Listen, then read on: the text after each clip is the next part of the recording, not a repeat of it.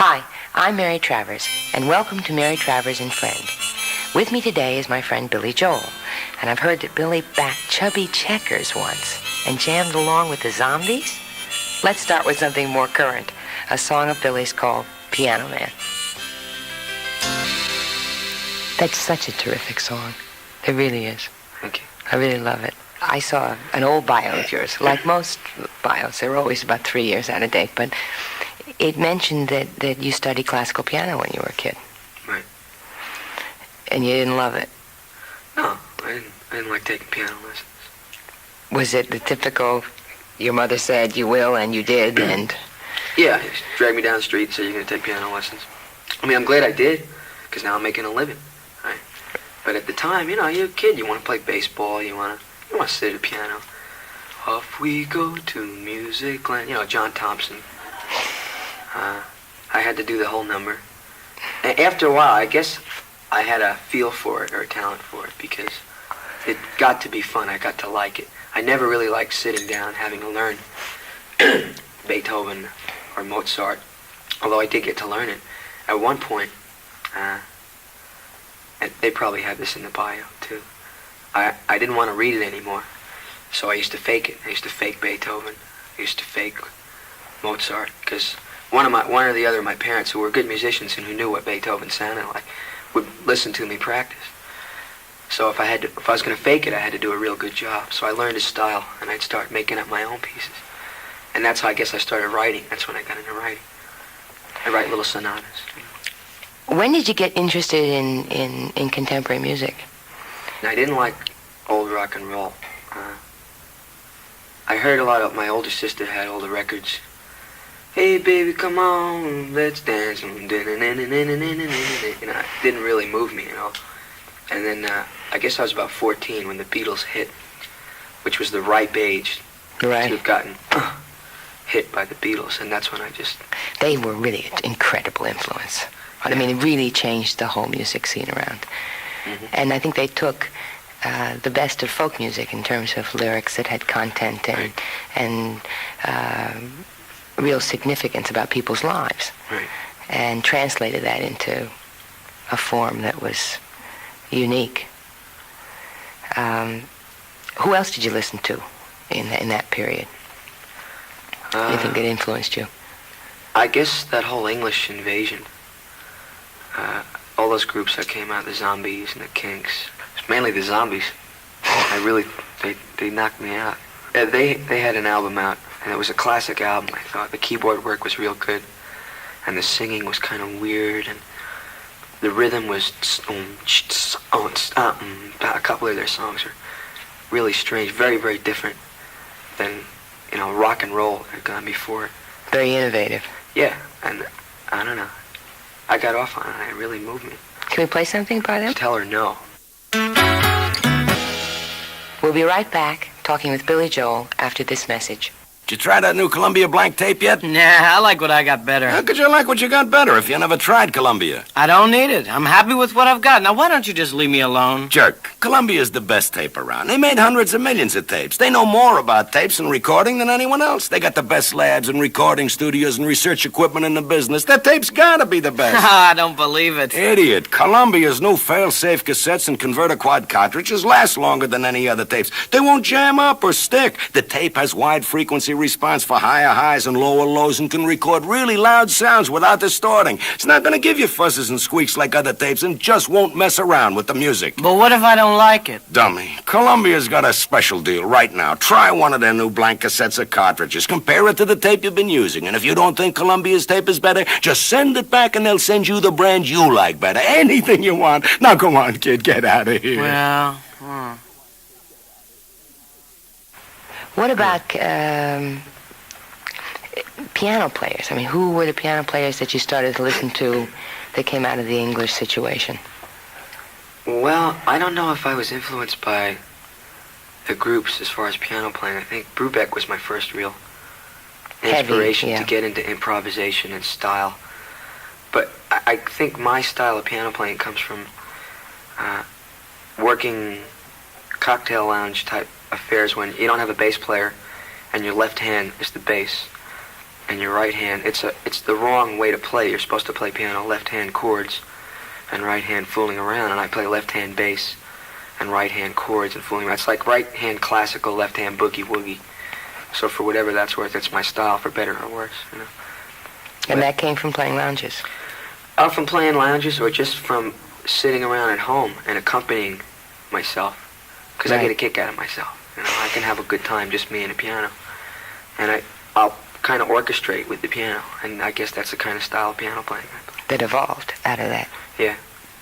The question of influence is always an interesting one, because I think it's hard, I think, to ask somebody. I always find it when somebody, who influenced you? It's easy to answer when you were 10 or 12 or 15. But in contemporary terms of who you listen to or who influenced you in the recent past is always a difficult question, because some of that stuff you just absorb. I think, you know, you don't realize whether it's affecting you or not. If I had to pick one person, I think it would be Paul McCartney. Let's play something of his. Maybe I'm Amazed. You got that? Yeah. Maybe I'm Amazed. Paul McCartney. From the time that you started doing, quote, rock and roll, which I don't even know if that's really the correct definition for what you do. What would you call your music, by the way, out of curiosity? I hate labels, but better the label you invent yourself than the label they give you. I don't really know what I would call it. It's probably, what I think of it is, it's either the grandson of rock and roll, the son of rock, because rock and roll was the 50s and rock was the 60s, and now it's the 70s. I don't think of it as rock music. I've been influenced by it. Yeah, I don't think it's rock music either. It's some other category, but someone has got to come up with a new name for it. Well, Time Magazine. It's more personal. It's more personal than rock and roll. Yeah, and it's also influenced by too many things to be rock and roll or rock. There's just so many different kinds of music now. And I thought acid rock was a definition for a certain kind of music. Yeah. And folk rock made sense. But what has evolved now is it's still closer to folk rock in some ways, in the sense that the lyrics matter. Yeah. But it's got to have a new designation. Well, that's the thing. You hear now, rock is in the doldrums, or rock is dying. And I don't think they carry it far enough. I think rock is dead, and rock died maybe in the early 70s, and it's not rock anymore. There are groups like that are out now, Yes, or people like we're talking about, Harry Chapin or Jackson Brown. There's so many different kinds of music. You just can't call it rock. You can't throw it into a rock thing. You can't lump it all under one bag. There's a lot of classical music that people won't listen to because they might have heard. Rick Wakeman has made some incredibly successful records. And what is it? But it is a spin-off from classical music. And Emerson, a lot Lake of and kids Palmer. are loving it. Right. A lot of people love it. Right. And they'd love Bach, if they could take it one step backwards. Yeah. I think it's good to listen to. Good to be exposed to it. I like Yes. Yes, I think is the best band in the world right now. There's a cut on the Close to the Edge album called And You and I, which I think is one of the greatest songs ever written. We'll be right back talking with Billy Joel after this message. If you're wearing after 6 on prom night, your date will never let you out of sight. You'll dance beneath the moon, she'll probably even let you spoon. That's if you're wearing after 6 on prom night. They come in blues and pinks and greens and yellows. Your girl will surely think that you're a snappy fellow. And when the night is through, she'll stop and think of only you. That's if you're wearing after 6 on prom night. I'll never forget Seymour, the young man niece Penelope brought home. She thought he was exotic. He was a slob. Always wore the same T-shirt with Benedict Arnold's portrait on it. Well, on prom night, I couldn't believe my eyes. In his after 6 tuxedo, he was utterly transformed and quite delicious. If after 6 could do that for Seymour, imagine what it could do for you. That's if you're wearing after 6 on prom night.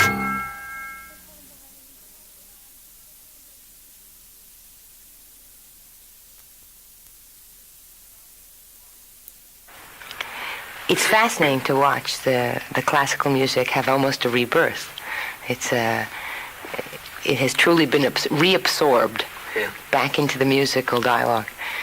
Well, Yes doesn't really repackage classical. They're kind of picking it up where it left off. They're doing things like Stravinsky or Charles Right. Ives pioneered, and they look like a rock band, but they're not.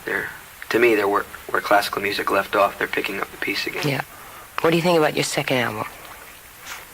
What do I think about it? Yeah. I think it's okay. It's okay. I think it's very good. So there. I'd like to play something off the second album. What would you like to play? Well, Traveling Prayer. Okay. Introduce it. Be a disc jockey. Better you than me. Yeah, now, a tuneful tune from Billy Joel album, Piano Man. We're going to play for you right now the first cut on side one of Traveling Prayer, featuring Eric Weisberg on banjo. That was the banjo player I was thinking of the other day. Eric Weisberg. Yeah. Oh, he was the technical genius. Yep, he is. He's into And still is. Yeah. You and your producer, Michael Stewart, arranged your latest album, Streetlife Serenade. Is he a musician also? Yeah, he was in a group called the We Five. If you have that record, Oh, let's play that. I think it was called You Were On My Mind. When I woke up this morning.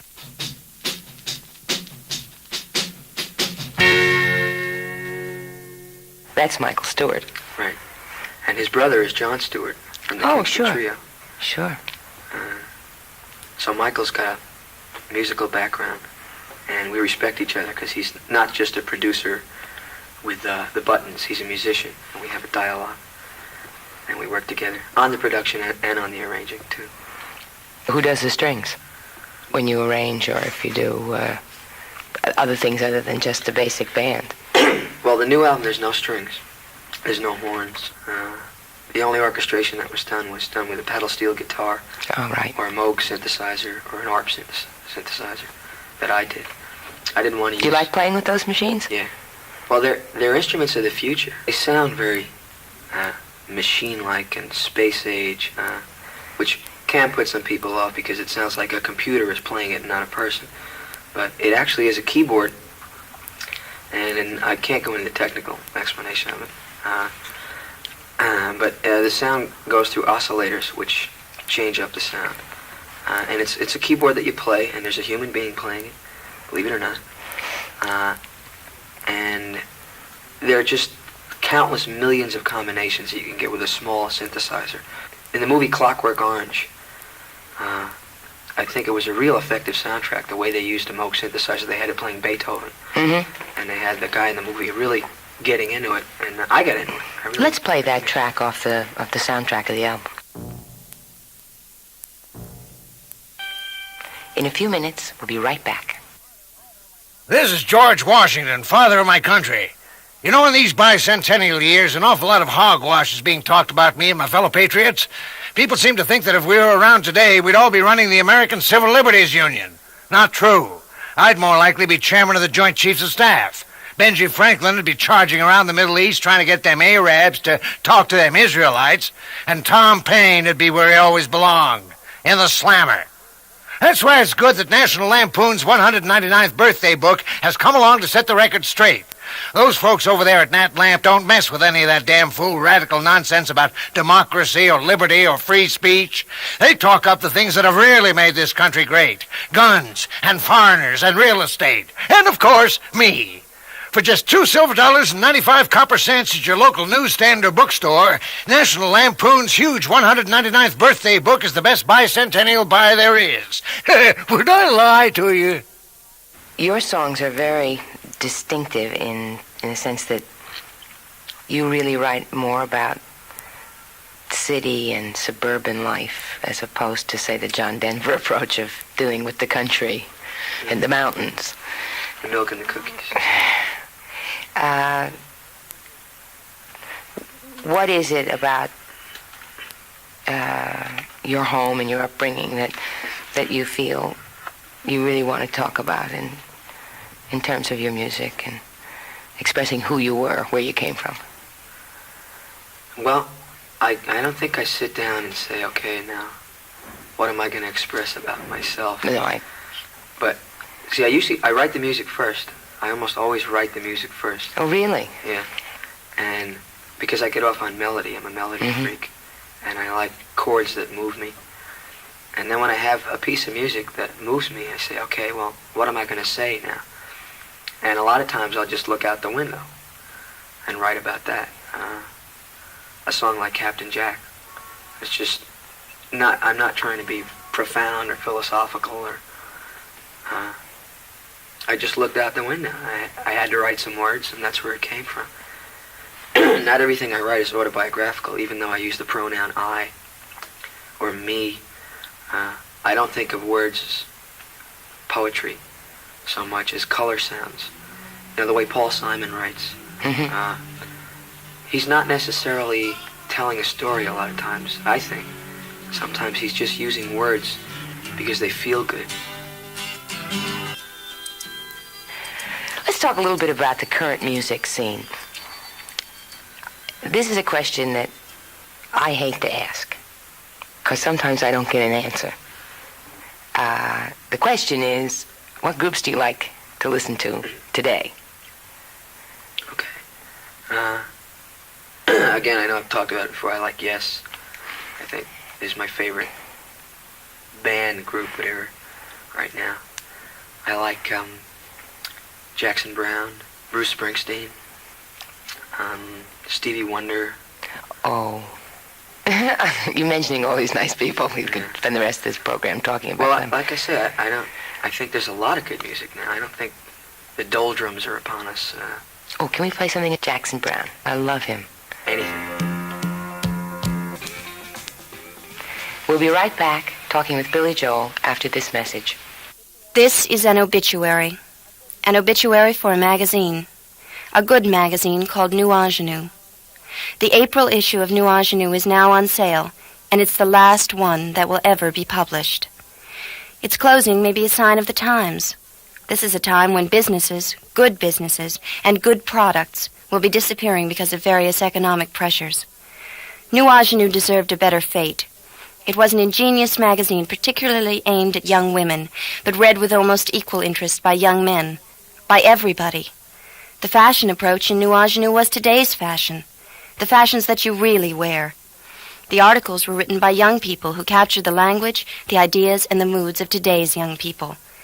New Ingenue is on sale now at newsstands and in supermarkets everywhere. It's a collector's item. It's the last issue that will ever be published. New Ingenue. You ought to get that last issue. I like a lot of people.